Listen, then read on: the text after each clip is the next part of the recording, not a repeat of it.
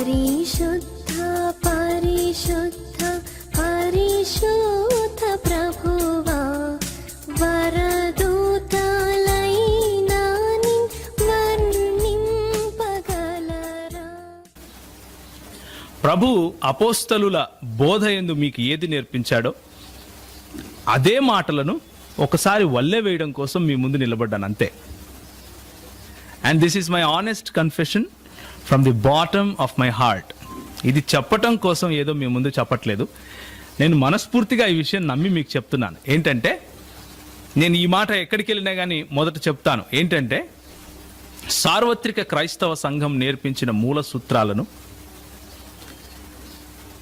నాకు మీరు సంఘంగా ఏది నేర్పించారో దానిని ఒక లెక్కల మాస్టరు రెండెక్కం నేర్పిస్తే పిల్లవాడు నిలబడి రెండెక్కం ఎట్లా వల్ల వేస్తాడో, ఎట్లా అప్ప చెప్తాడో, that is what I will do. ఈరోజు ఉదయం అదే చేస్తాను. మొదటి కన్ఫెషన్ ఇది. ఏంటంటే, మీకు తెలియని కొత్త విషయాలు బైబిల్లో 66 పుస్తకాల లేఖనముగా మనము నమ్మే బైబిల్ గ్రంథంలో లేని విషయాలు నేను మీ దగ్గర పంచుకోను. అలా పంచుకుంటే నన్ను దయచేసి ఆపండి, నన్ను దయచేసి సరిచేయండి.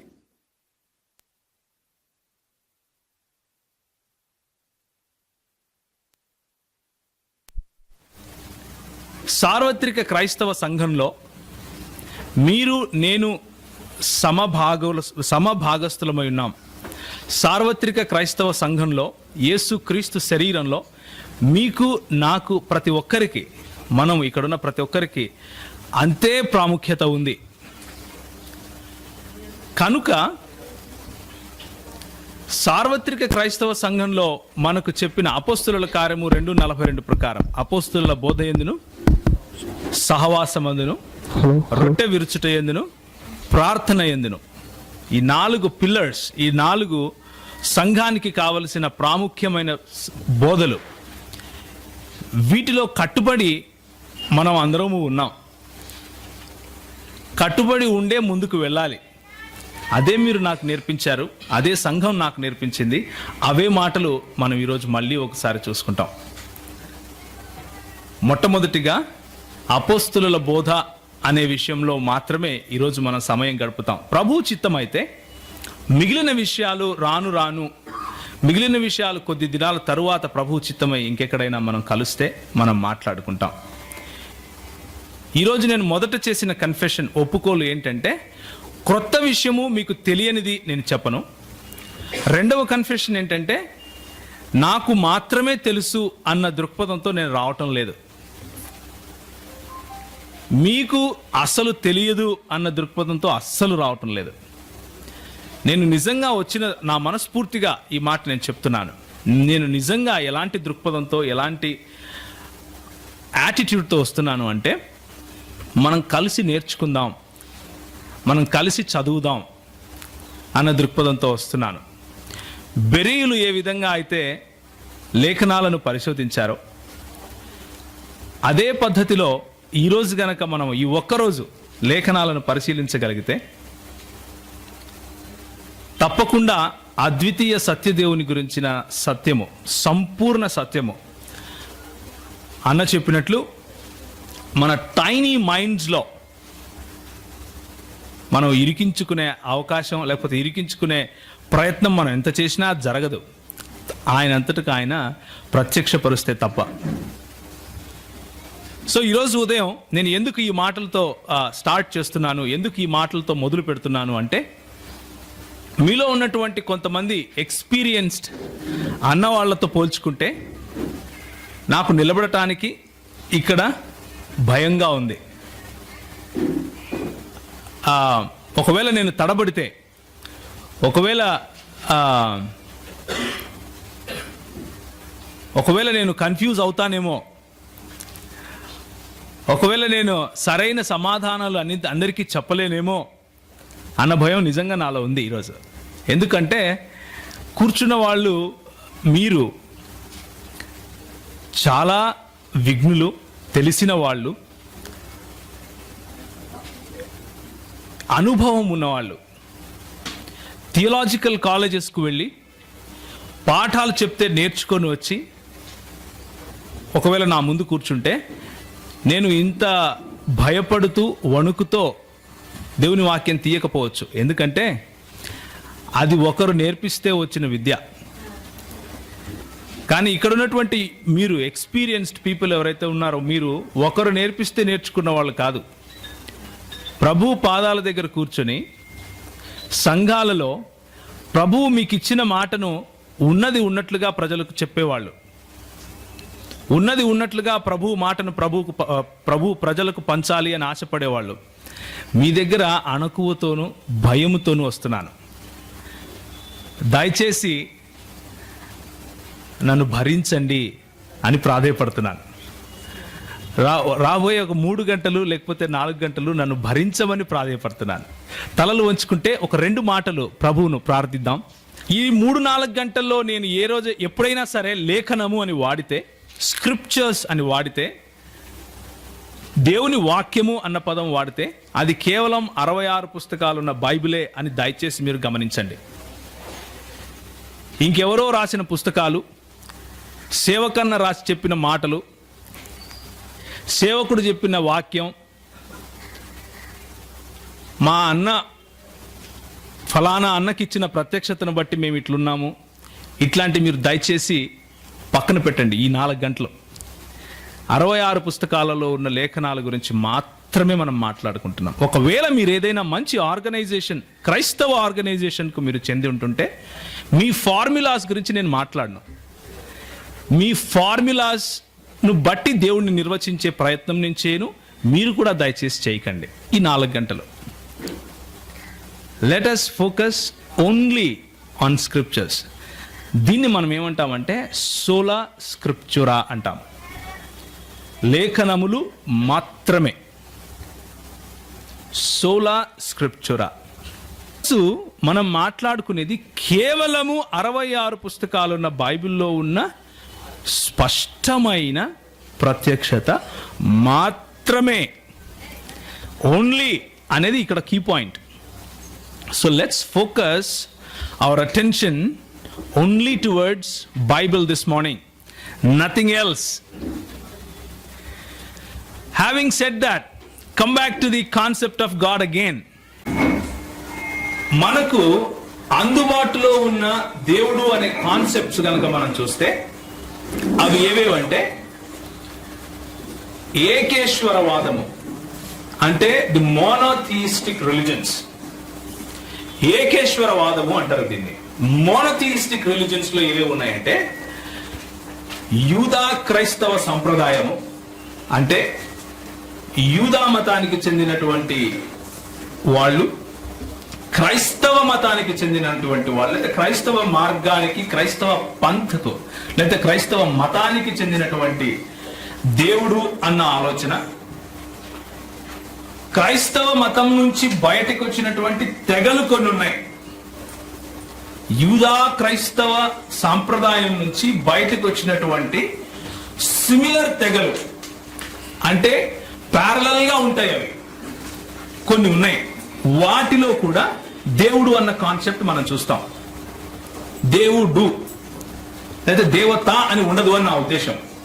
దేవుడు అన్న కాన్సెప్ట్ మనం చూస్తాం. వీళ్ళని మోనోథియిస్టులు అంటారు, ఏకేశ్వరవాదులు అంటారు.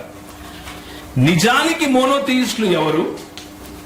నిజానికి ఒకడే దేవుణ్ణి, అద్వితీయ దేవుణ్ణి ఆరాధించే సమూహము లేకపోతే సముదాయము, దానిని బైబిల్లో సంఘముగా పేర్కొన్నారు. అది ఏంటి అన్నది మనం ముందు ముందు చూస్తాం. మోనోథియిస్టుల తరువాత మనకు మిగిలింది ఏంటంటే మోనోథియిస్టులు కాని ప్రపంచం ఉంది, ఏకేశ్వరవాదం కాని ప్రపంచం ఒకటి ఉంది. అదేంటంటే అందులో పాలిథియిస్టులు ఉన్నారు, అంటే బహుదైవారాధికులు. ఒకరికంటే ఎక్కువ దేవుళ్లను ఆరాధించే వాళ్ళను బహుదైవారాధికులు అంటారు. పాంథియిస్టులు ఉన్నారు. పాంథియిస్టులు అంటే దేవుడు మరియు సృష్టి ఒకటే అని నమ్మేవాళ్ళు. షామనిస్టులు ఉన్నారు, అంటే ప్రకృతిని ఆరాధించే వాళ్ళు ఉన్నారు.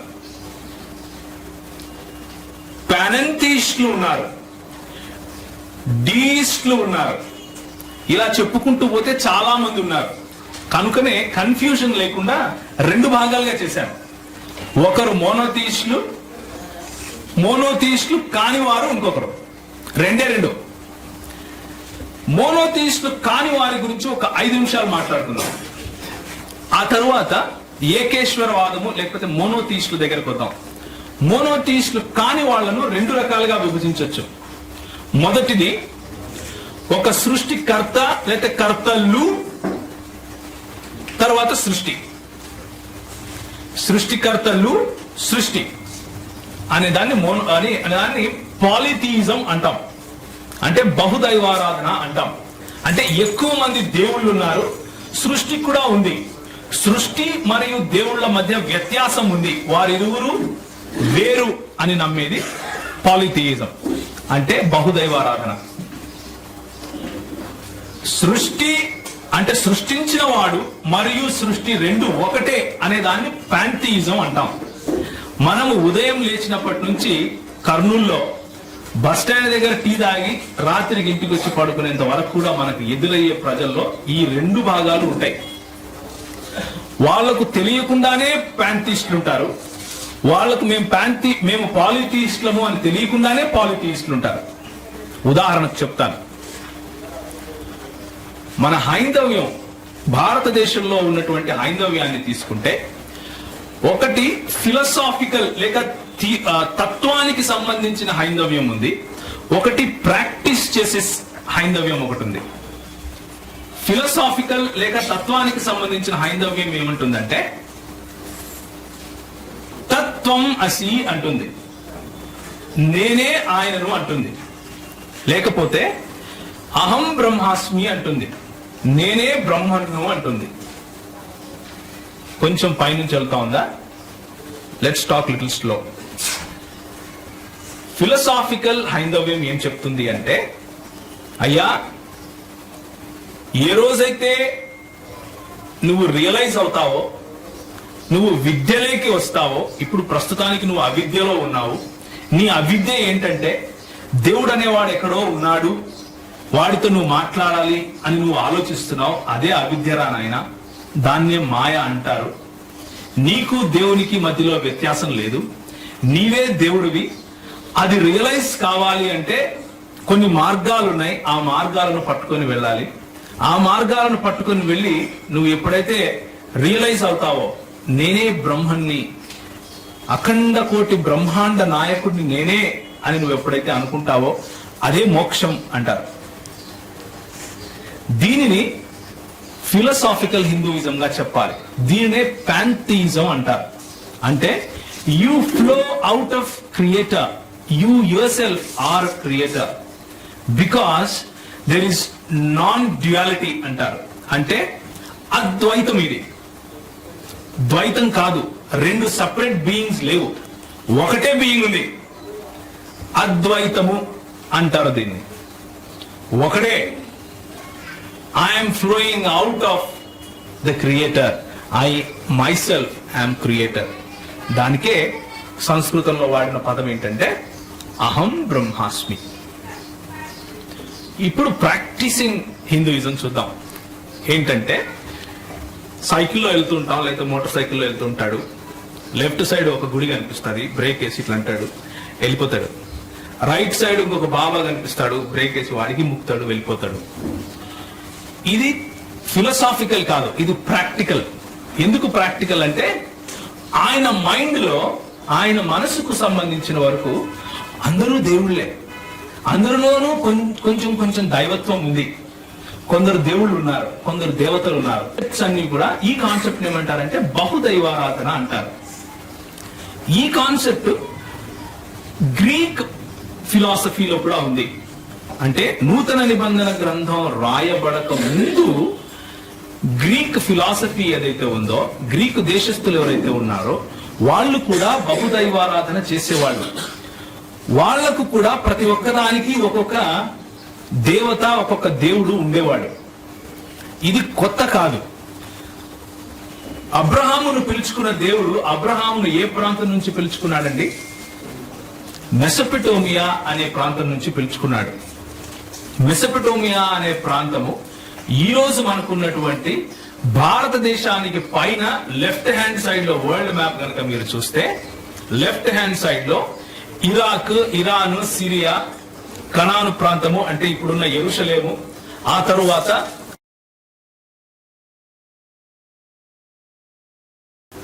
ఏకేశ్వరవాదులైనటువంటి యూదా క్రైస్తవ సముదాయం ఎలాంటి దేవుణ్ణి కొలుస్తున్నారు అన్న విషయం మనం చూస్తాం. ఈ ఏకేశ్వరవాదులు అయినటువంటి యూదా క్రైస్తవ సముదాయం నుంచి మొదట యూదా సముదాయాన్ని చూడాలి. అబ్రహామును దేవుడు పిలుచుకున్నాడు అన్నట్లుగా చరిత్ర చెప్తా ఉంది. ఆయన తన బహుదైవారాధనను విడిచిపెట్టి ఒకడే దేవుడున్నాడు, ఆయననే ఆరాధించాలి అని ఆశపడి ముందుకొచ్చాడు. ఊరు ప్రాంతం నుంచి ఆయన వెళ్లి కనాను దేశానికి ప్రవేశించాడు. ప్రవేశించిన తరువాత ఆయనను, ఆయన కుమారులను అంటే అబ్రహాము దేవుడు, ఇస్సాకు దేవుడు, యాకోబు దేవుడు ఒకడే అన్నట్లుగా ఆ దేవుడు తన పరిచయాన్ని తన పిల్లల పేర్లు పెట్టి మరీ ఇచ్చుకున్నాడు.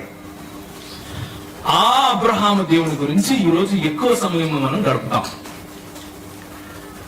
ఆ అబ్రహాము, ఇస్సాకు, యాకోబుల దేవుని గురించి మనం ఈరోజు ఎక్కువ సమయం గడుపుతాం. ఆ దేవుని దగ్గరికి రావడానికి ముందు నేను కొన్ని డూప్లికేట్స్ చెప్తాను. Let's talk about duplicates little bit. Okay, duplicates ఏంటంటే దేవుడు ఒకడే అని బైబిల్ చెప్తా ఉంది అనేసి ఈ 66 పుస్తకాలలో ఉన్నటువంటి వచనాలలో నుంచే కొన్ని వచనాలను మాత్రమే చెరీ పికింగ్ చేస్తారు. చెరీ పికింగ్ అంటే నీకు ఇష్టమైనదే తింటావు, నీకు ఇష్టం లేనిది అసలు భోజనమే కాదంటావు. దాన్ని చెరీ పికింగ్ అంటారు. అంటే నిన్ను కూర్చోపెట్టి భోజనం పెడితే నీకు సాంబార్ ఇష్టం అనుకోండి, సాంబార్ మాత్రమే భోజనం, మిగిలిన వాళ్ళు తినేదంతా గడ్డి అంటావు. నీకు బిర్యానీ ఇష్టం అనుకోండి, బిర్యానీ పెట్టించుకుంటావు, మిగిలిన వాళ్ళందరూ ఎర్రోళ్ళే. ఇంకా దాన్ని చెరీ పికింగ్ అంటాం. అలా చేస్తూ కొన్ని తెగలు బయటకు వచ్చాయి. ఆ తెగలు ఏంటివంటే ఈ 66 పుస్తకాలలో ఉన్న కొన్ని గ్రంథాలను తీసేస్తారు, లేకపోతే మొత్తం గ్రంథాన్నే తీసేస్తారు, కానీ కాన్సెప్ట్ని పట్టుకుంటారు. లేకపోతే కొన్ని వచనాలను మాత్రమే తీసేస్తారు. అలాంటి వాళ్ళలోనే డీయిజం అనేది ఒకటి ఉంది. అంటే దేవుడు ఉన్నాడు, సృష్టించాడు, కానీ సృష్టించేసి వదిలేశాడు, దాన్ని ఇంక పట్టించుకోడు. దేవునికి ఆ సృష్టికి సంబంధం లేదు. ఇది అమెరికా దేశంలో పుట్టింది. ఇంకొక వాదం ఉంది, అదేంటంటే ఫైనైట్ గాడిజం, అంటే పరిమితులున్న దైవవాదం, పరిమిత దైవవాదము అంటారు దీన్ని. ఆ దేవునికి కొన్ని పరిమితులు ఉన్నాయి. బోర్ కొడతా ఉందా? తప్పదు, ఇది తెలుసుకోవాలి. సో అన్నిటికంటే పాపులర్, అన్నిటికంటే ముఖ్యమైన కొన్ని తెగలు ఉన్నాయి బయటకు వచ్చినటివి. అవేంటివి అంటే నేను మీకు ఒక స్లైడ్ చూపిస్తాను, దాన్ని చూడండి. అందులో ఉన్న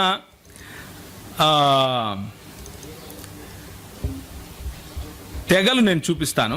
ఆ తెగలు ఇవన్నమాట. చూడండి, ఎబియోనైట్స్ అంటారు, అంటే ఎబియోనీయులు. వీళ్ళు క్రీస్తు దైవత్వాన్ని విస్మరించారు. వీరు కూడా ఒక యూదా క్రైస్తవ సముదాయం నుంచి బయటకు వచ్చినటువంటి తెగయే. డాసెటిక్ నాస్టికులు ఉన్నారు. వాళ్ళు ఆయన దైవత్వాన్ని మాత్రమే చెప్పారు, కానీ ఆయన మనుష్యుడు కాదు అన్నారు. ఎవరు? యేసుక్రీస్తు. ఏరియన్లు ఉన్నారు. ఏరియన్లు అనేవాళ్ళు ఈరోజు పేరు మార్చుకొని యెహోవా సాక్షులయ్యారు. వాళ్ళు ఏమంటారంటే యేసుక్రీస్తు ఒక చిన్న దేవుడు అంటారు. ఓకే. మోనోఫిజైట్లు ఉన్నారు. వాళ్ళు ఏమంటారంటే యేసుక్రీస్తు దేవుడే, కానీ ఆయనలో కొంచెము మానవత్వం అక్కడక్కడ ఉంది అంటారు. కొంచెం మానవత్వం అంటే పూర్తిగా లేఖనాలను ఉన్నట్లుగా తీసుకోము వీళ్ళెవరు కూడా. మరియమైట్లు అంటే మరియమ్మను మిగిలిన వాళ్ళను కూడా దేవుళ్ళుగా చేసుకునే వాళ్ళు మిగిలిన వాళ్ళు. సో ఇది మీరు రాసుకుంటాను అంటే మీరు రాసుకోండి, నేను ఆపను. ఎందుకంటే మీ చేత్తో రాసుకున్నటువంటి మీ చేత్తోనే మీరు రాసుకుంటే మీకు పనికి వస్తుంది. అయినప్పటికీ నేను మీకు ఈ స్లైడ్స్ మొత్తము ఈమెయిల్లో ఇస్తాను. మీకు ఒకవేళ ఈమెయిల్ అడ్రసెస్ ఉంటే నాకు ఇస్తే మొత్తం అంతా ఇస్తాను. సో మీరు focus on listening more, let's discuss. Okay, you can be free. నేను అంతా ఇస్తాను, ఉన్నది మొత్తం ఇచ్చేస్తాను. సో అక్కడ రాయబడంది నేను చెబితే అది మీరు మిస్ అవ్వకండి దయచేసి. సో లేఖనములలో దేవుని దగ్గరికి రావడానికి ముందు ఈ లేఖనములలోనే లేఖనాలను ఎత్తి చూపిస్తూనే దేవుళ్ళ గురించి చెప్పే వాళ్ళ గురించి ఈరోజు చూపించాను మీకు. వాళ్ళు ఎందుకు అలా మారారు అన్నది తెలుసుకోవాలి అంటే త్రిత్వ సిద్ధాంతం తెలుసుకోవాలి. ఇప్పుడు మీకు అర్థమైందా నేను ఎందుకు ఇంత సుత్తి కొట్టాను? ఇంత సుత్తి ఎందుకు చెప్పానంటే మీకు ఇదంతా లేఖనములలో ఉన్న దేవుడు త్రిత్వము అని అర్థం చేసుకోకపోతే వచ్చే పర్యవసానం అది. నువ్వు ఏరియను అన్నా అవుతావు, ఎబియోనైట్ అన్నా అవుతాడు, నాస్టిక్ అన్నా అవుతావు, లేకపోతే ఇంకొక ఆయన ఉన్నాడు బిషప్, ఆయన పేరు నెస్టోరియన్ అన్నా అవుతావు. ఆ నెస్టోరియస్ సంఘము బయటకు వచ్చిన తర్వాత సార్వత్రిక క్రైస్తవ సంఘం నుంచి ఈరోజు ఏమైపోయింది తెలుసా? ఇస్లాం అని పేరు పెట్టారు దానికి. మెజారిటీ దేశాలు టర్కీ దగ్గర నుంచి అరేబియా వరకు అన్ని నెస్టోరియన్ చర్చెసే ఉండేటివి. అందరు క్రైస్తవులు నెస్టోరియన్ తెగకు చెందిన వాళ్ళే ఉండేవాళ్ళు మెజారిటీ. ఈరోజు మనకి ఇక్కడ బాప్టిస్టు, సిఎస్ఐ, మెథడిస్ట్ లాంటి సంఘాలు ఎలా ఉన్నాయో అలాగే నెస్టోరియన్ చర్చెస్ ఉండేటివి. వాళ్ళందరూ ఏమయ్యారంటే ఇస్లాంను పుచ్చుకున్నారు. So the importance of the concept of God, దేవుడు అన్న ఈ అంశానికి ఉన్న ప్రాముఖ్యతను గురించి మీకు చెప్తున్నాను. దేవుడు అన్న అంశానికి ఉన్న ప్రాముఖ్యత ఏంటంటే మన ప్రామాణిక క్రైస్తవ మూల విశ్వాసాలు కొన్ని ఉన్నాయి మనకి. ఈ మూల విశ్వాసాలు లేని వాడిని క్రైస్తవుడు అని మనం పిలవము. వాళ్ళు పిలుచుకోవచ్చు కానీ మేము క్రైస్తవులమే అని సర్టిఫికెట్లు కూడా తెచ్చుకోవచ్చు కానీ గవర్నమెంట్ వాళ్ళను సర్టిఫికెట్ ఇవ్వచ్చు కానీ క్రైస్తవ సంఘము వాళ్ళను క్రైస్తవులుగా గుర్తించదు. ఎందుకు గుర్తించదు అంటే ఇవి కారణాలు. మనము ఒక దేవుణ్ణి నమ్ముతాం, అద్వితీయుడైన దేవుని నమ్ముతాం. ఆయన తండ్రి, కుమార, పరిశుద్ధాత్మలుగా తన ఉనికిని చాటుకున్నాడు అని నమ్ముతాం. యేసుక్రీస్తుకు పోవడానికి ముందు మానవుడు సంపూర్ణంగా పతనమైపోయాడు పాపంలో అని నమ్ముతాం.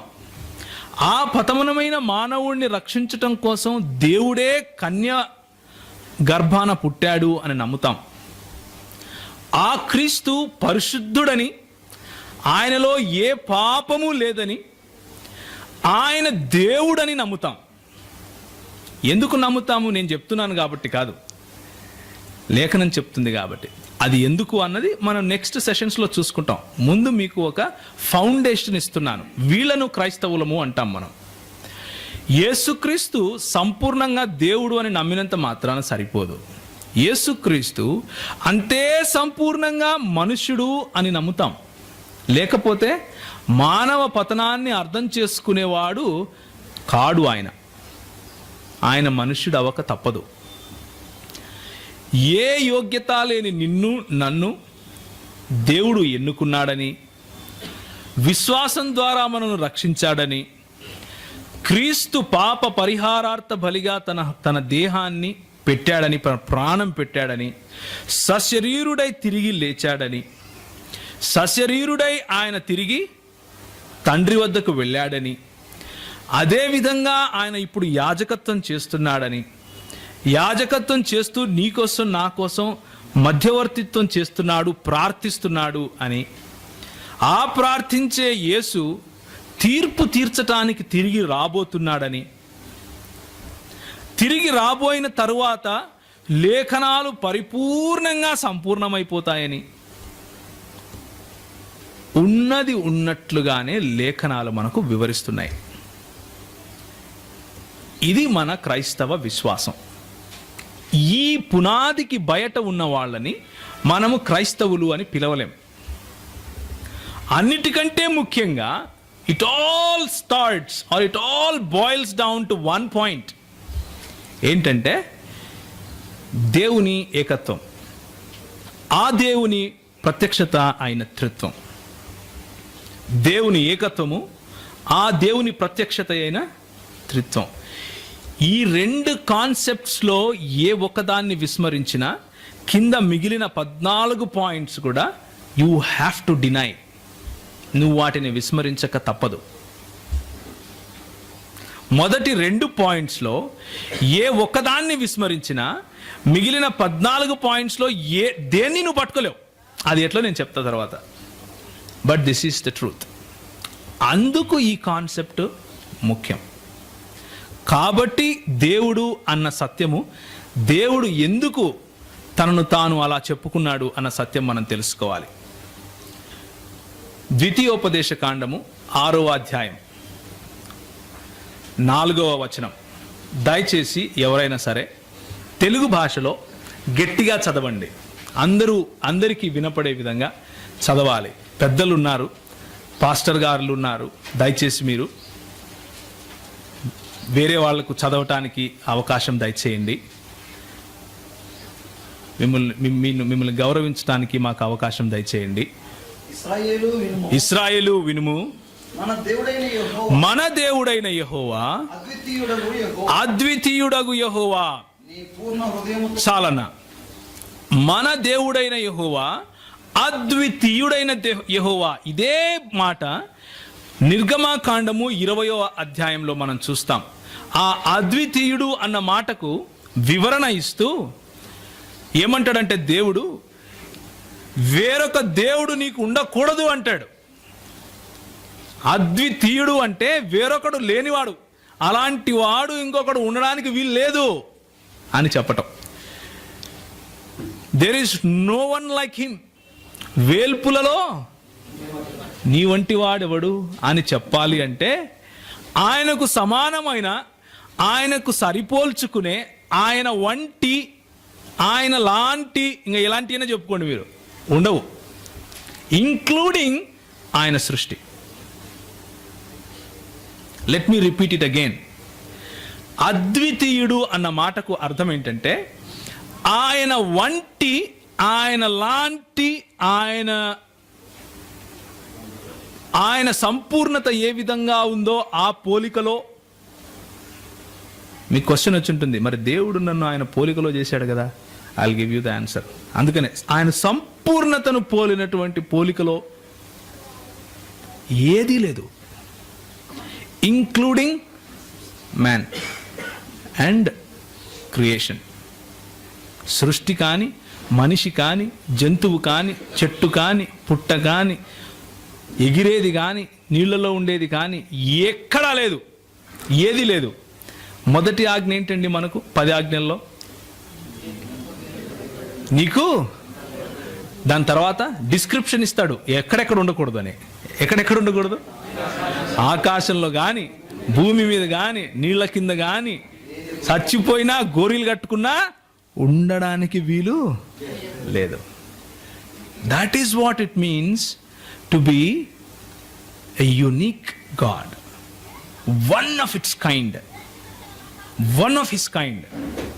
అలాంటి వారు, ఆయనను పోలిన, ఆయనకు సమానమైన ఇంకొక జీవి, ఇంకొక ప్రాణి, ఇంకొక దేవుడు, ఇంకొక మనిషి, ఇంకొక సృష్టి ఏది లేదు.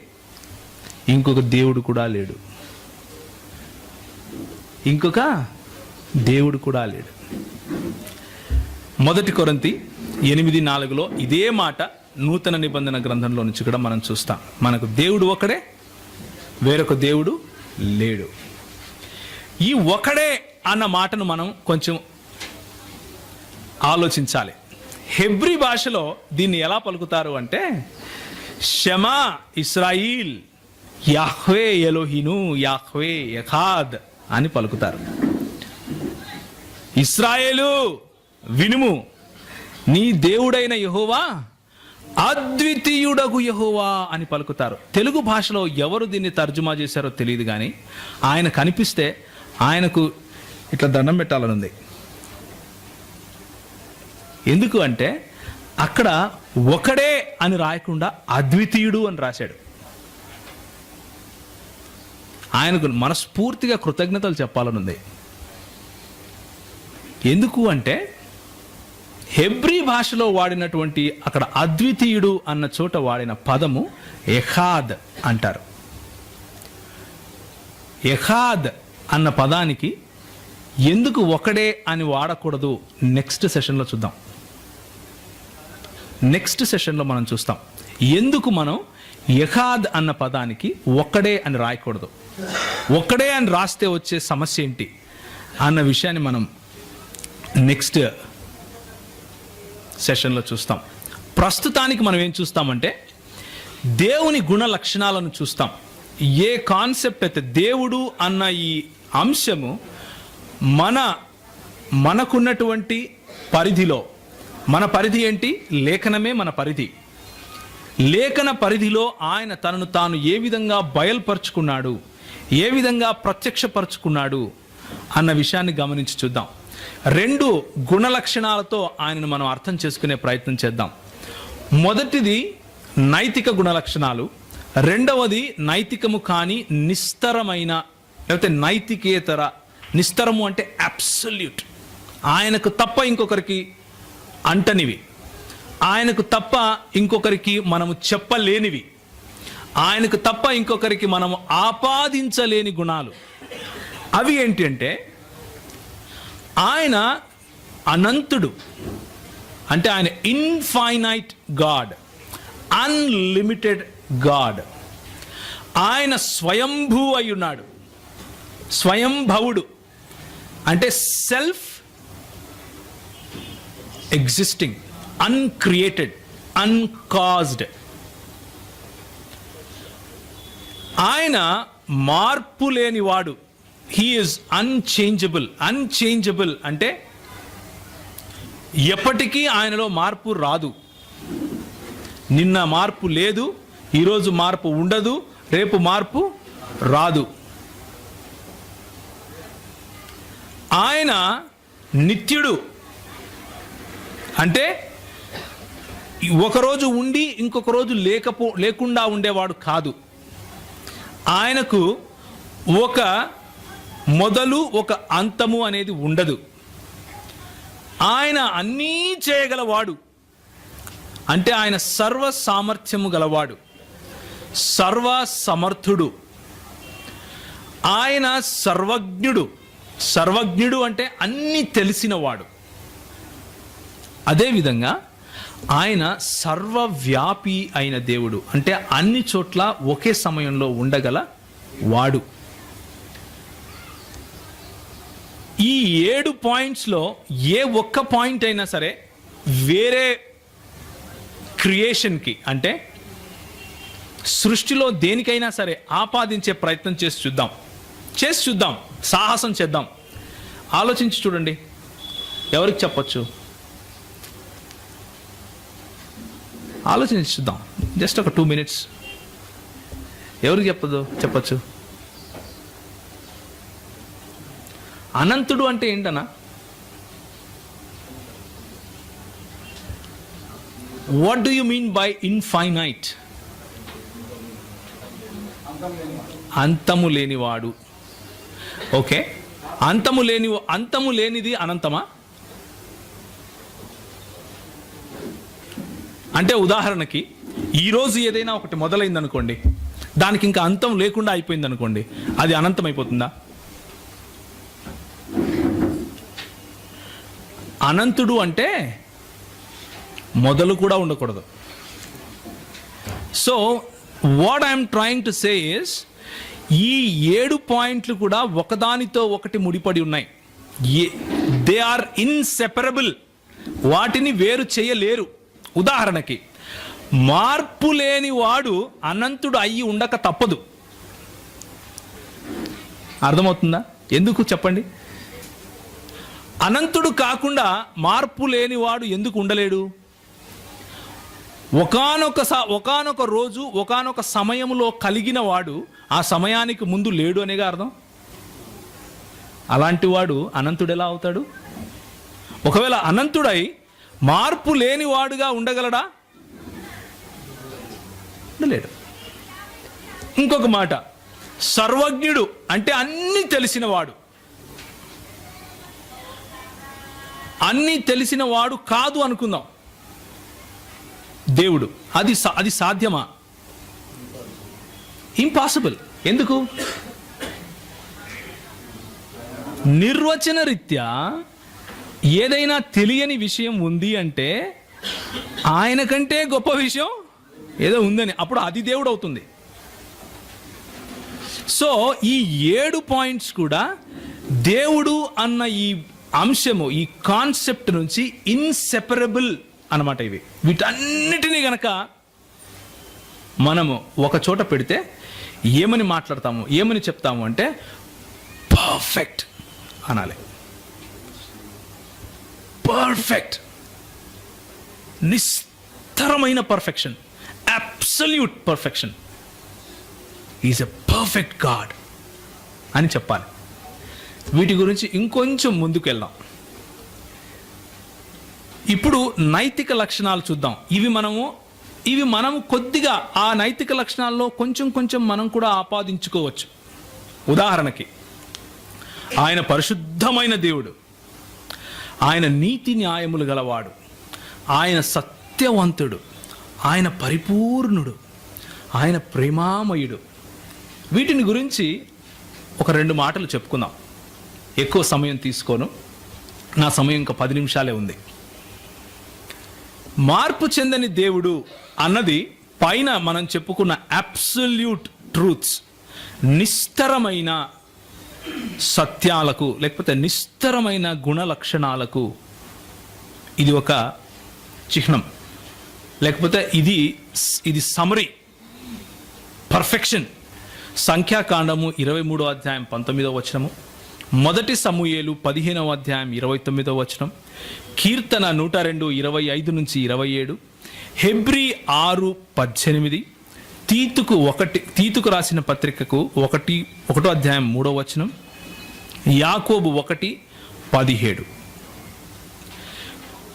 కేవలం యాకోబు 1:17 చదివి ముందుకెళ్దాం. ఎవరైనా సరే ఒకరు యాకోబు 1:17 దయచేసి చదవండి. ఆయన యందు ఎవరు తీశారా? శ్రేష్టమైన ప్రతి ఇవియు, సంపూర్ణమైన ప్రతి వరమును చదవండి అన్న. జ్యోతిర్మయుడగు తండ్రి వద్ద నుండి వచ్చును, ఆయన యందు ఏ చంచలత్వమును గమనాగమనముల వలన కలుగు ఏ ఛాయ అయినను లేదు. దేర్ ఇస్ నో చంచలత్వము, ఆయనలో మార్పు రాదు, ఆయనలో గమనాగమనముల వలన కలిగే ఏ ఛాయ ఉండదు అని యాకోబు చాలా స్పష్టంగా హీ ఈజ్ సమరైజింగ్ ఇట్. పైన ఉన్న వచనాలన్నీ గనక చదివితే మనకు అర్థమయ్యే లాస్ట్ మాట యాకోబు 1:17. అదే మాట మలాకి 3:6లో కూడా ఉంటుంది. నేను నీ దేవుడైన యెహోవానైన నేను మార్పు లేని వాడను, మార్పు నాలో ఉండదు, కనుకనే ఆయనను నిస్తరమైన సత్యంగా లేకపోతే అబ్సల్యూట్ ట్రూత్గా చూస్తున్నాం. ఈ మార్పు చెందని దేవుడు మనకు ఇచ్చే మాట ఏంటంటే, ఆయన మార్పు చెందని వాడు కాబట్టి నిన్ను ఒకరోజు రక్షించాను అని చెప్తే నువ్వు రక్షించబడ్డావు అంతే. మళ్ళా ఆయన మారడు, ఆయన మాట మార్చుకోడు. That is the confidence a Christian can have in his God. క్రైస్తవుడు తన దేవుని పైన ఇంత బలంగా ఆధారపడగలుగుతాడు. ఎందుకు అంటే ఆయనలో మార్పు ఉండదు కాబట్టి. నిన్న ఆయన మిమ్మల్ని ప్రేమించి రేపు మిమ్మల్ని ద్వేషించేవాడు కాదు. అర్థమవుతుందా ఎందుకు ఇది ఇంపార్టెంట్? నిన్న ఆయనకు నీ కష్టాలు తెలుసు, ఈరోజు మర్చిపోడు. ఎందుకంటే ఆయనలో మార్పు లేదు, మార్పు రాదు. మనము ఒకవేళ ఇలా అనుకుంటూ ఉంటారు, గట్టిగా ప్రార్థన చేస్తే దేవుడు మారుతాడు రా అని. దేవుడు మారడు, మనల్ని మార్చేస్తాడు దేవుడు గట్టిగా ప్రార్థన చేస్తే. మనం ఎందుకు ప్రార్థన చేస్తే క్వశ్చన్ చేస్తూ ఉంటారు, మరి దేవుడు మార్పు లేని వాడైతే ప్రార్థన ఎందుకు చేస్తావా? నాకు పెళ్లి కావాలంటే దేవుడు అప్పుడు రియలైజ్ అవుతాడా, ఓ ఈయనకి పెళ్లి కావాలి కాబట్టి ఒక అమ్మాయిని బట్టి కాదు. నువ్వు ప్రార్థన చేసేటప్పుడు దేవుడు నిన్ను తయారు చేస్తాడు. He prepares you. ఆయన మార్పుకు లోనవుడు, నిన్ను మారుస్తాడు. అది ఆయనలో ఉన్న గొప్పతనం. అందుకనే నిరంతరము ప్రతి విషయంలోనూ ఆయన పైన ఆధారపడటానికి ఆయనలో ఉన్న నిస్తర గుణాలే కారణం.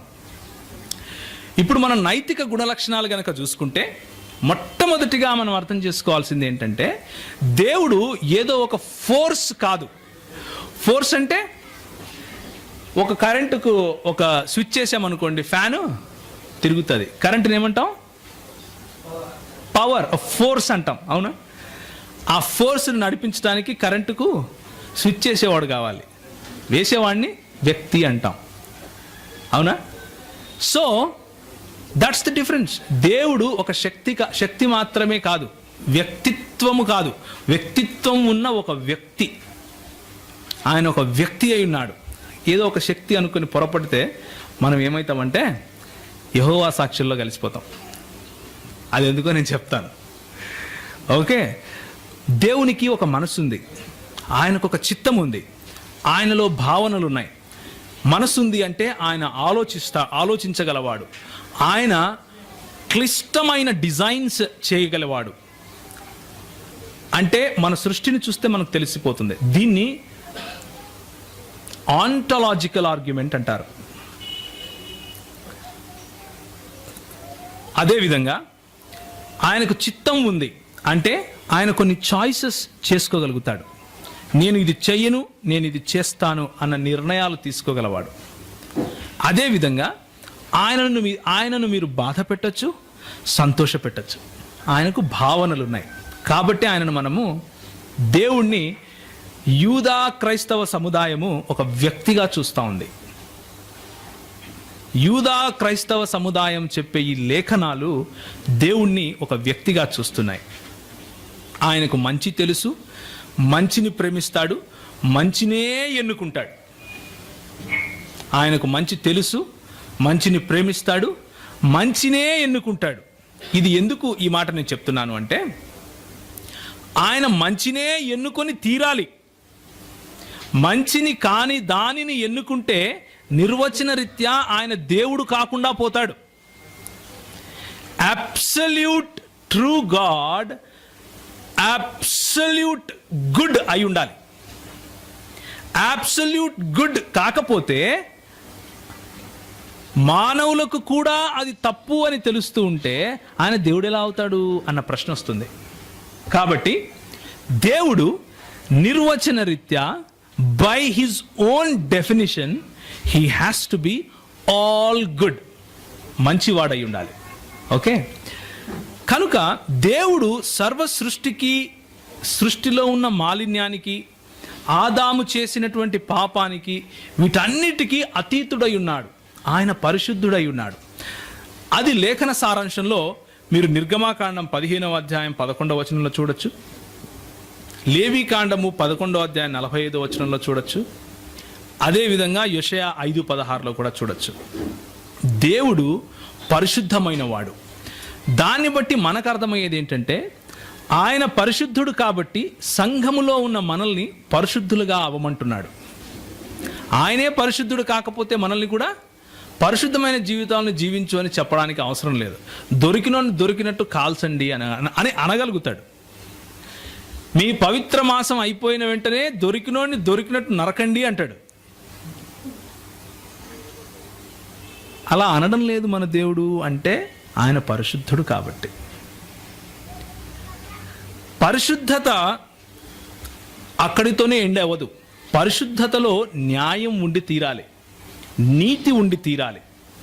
నీతి లేని దాన్ని పరిశుద్ధతగా మానవులే ఒప్పుకోరు, దేవుడు ఎలా ఒప్పుకుంటాడు? నైతికతకు ఉన్న పతాక స్థాయి, నైతికతకు ఉన్న చరమ స్థాయి దేవుడు. అంటే యూదా క్రైస్తవ సముదాయంలో, అంటే ఈ 66 పుస్తకాల లేఖనంలో తప్ప ఇంకెక్కడ కూడా నైతికతకు స్టాండర్డ్ కనపడదు. వేరే ఏ రకమైన థాట్, అంటే ఏ రకమైన ఆలోచనకు వెళ్ళినా కానీ, ఉదాహరణకు తీసుకోండి, సృష్టికర్త నేనే అని చెప్పుకునే ప్యాంథియిజంలో మంచి చెడులను ఎవరైనా చెప్పగలుగుతారా? చెప్పలేరు. ఎందుకు? అవన్నీ కూడా మాయ, మోహం. అదంతా మాయ నాయన. మంచి లేదు, చెడు లేదు, అంతా దేవుడే. అలాగే బహుదైవ ఆరాధన అనుకోండి, ఎక్కువ మంది దేవుళ్ళు ఉండే చోట చెడుకు ఒక దేవుడు ఉంటాడు, మంచికి ఒక దేవుడు ఉంటాడు. సో చెడు చేసే దేవుడు చేసేది తప్పు అని చెప్తే కాదు, దేవుడు చేసిన లీల అది. ఏంటది?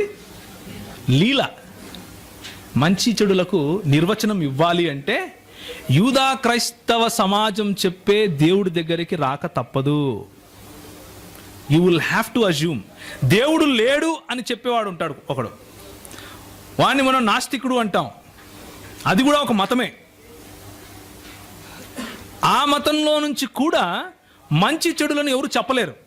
ఎందుకు అంటే ఇది మంచి అని చెప్పాలి, ఇది చెడు అని చెప్పాలి అంటే దేవుడు తప్ప వేరే స్టాండర్డ్ చూపించలేడు. ఎక్కడి నుంచి వచ్చింది మంచి చెడు అంటే ఆన్సర్ ఉండదు.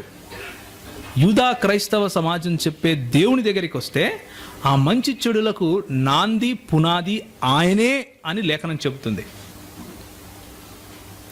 దీని మీద ఏదైనా క్వశ్చన్ ఉంటే తర్వాత నన్ను అడగండి. సో ఆయన నీతి న్యాయము గలవాడు, ఆయన రోషము గల దేవుడు. నిర్గమాకాండము 34:14, ఎహెచ్కేలు 39:25. ఆయన పరిపూర్ణతలో నివసించే దేవుడు. దేవుడు పరిపూర్ణుడు. ఆయన ఉనికి యందు కానీ ఏది తక్కువగా లేదు. He's self sufficient. ఆయన పరిపూర్ణుడు కాబట్టి ఆయన యందు నిరీక్షించే మనము ఒకానొక రోజు ఏమవుతాం? పరిపూర్ణులమవుతాం. ఆయనలో యథార్థత ఉంది. ఆయన తప్పులు చెప్పడు, ఆయన అబద్ధాలు చెప్పడు. నేను అబద్ధాలు చెప్పటానికి మనుషుణ్ణి కాదు అని ప్రభు చెప్తాడు. యథార్థవంతుడు మన దేవుడు. వీటన్నిటినీ గనక, అంటే ఈ నైతిక స్టాండర్డ్స్ అన్నిటిని మనం సమ్మరైజ్ చేయాలి అంటే, ఒక సారాంశం ఇవ్వాలి అంటే దానికి ప్రేమ అని పేరు పెట్టాలి. సర్వంలోనూ మంచితనం అన్నదానికి ప్రేమ అని పేరు పెట్టాలి. సో మన దేవుడు ప్రేమించే దేవుడు గనుక మనకు ఆయన ప్రేమను నేర్పుతాడు, ప్రేమించాలి అని చెబుతాడు. ఇప్పుడు ఈ 2 నిమిషాలు మీ మెదడుకు ఒక మేత పెట్టేసి వదిలేస్తాను. టీ బ్రేక్ సమయంలో వీటిని గురించి ఆలోచించండి. నెక్స్ట్ సెషన్కి వచ్చినప్పుడు ఇది ఎలా సాధ్యం అని మీరే ఆలోచించండి. ఒక పక్క పర్ఫెక్ట్ దేవుడు ఉన్నాడు, అంటే నిస్తరమైన అబ్సల్యూట్ ట్రూ గాడ్ ఉన్నాడు. ఇంకొక పక్క ప్రేమకు ప్రతీకగా ఉన్నాడు. పతాక స్థాయిలో ఆయన ప్రేమ ఉంది. ఆయన హీఈస్ ఎ జస్ట్ గాడ్. ఆయన న్యాయమైన దేవుడు. ఆయన పాపాన్ని చూస్తే నేను సహించను అని చెప్పే దేవుడు. యథార్థవంతుడు, అంటే నిజం చెప్తున్నాడు. At the same time he is all powerful, all knowing. He can be here and in heaven at the same time.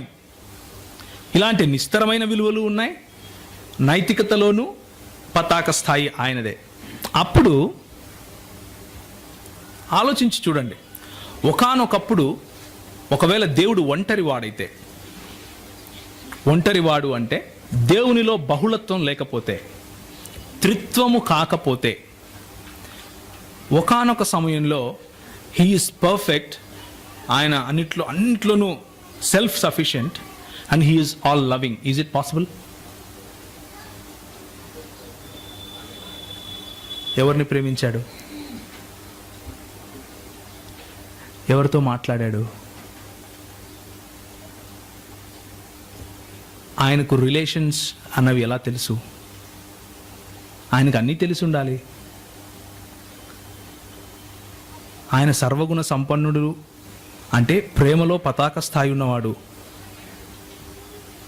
నైతికేతర అంటే పర్ఫెక్షన్ అనే ఈ గుణాలు, ప్రేమ అనే ఈ గుణం, ఈ రెండింటిని బ్యాలెన్స్ చేయాలి అంటే దేవుడు ఒంటరివాడు అయితే సాధ్యపడుతుందా?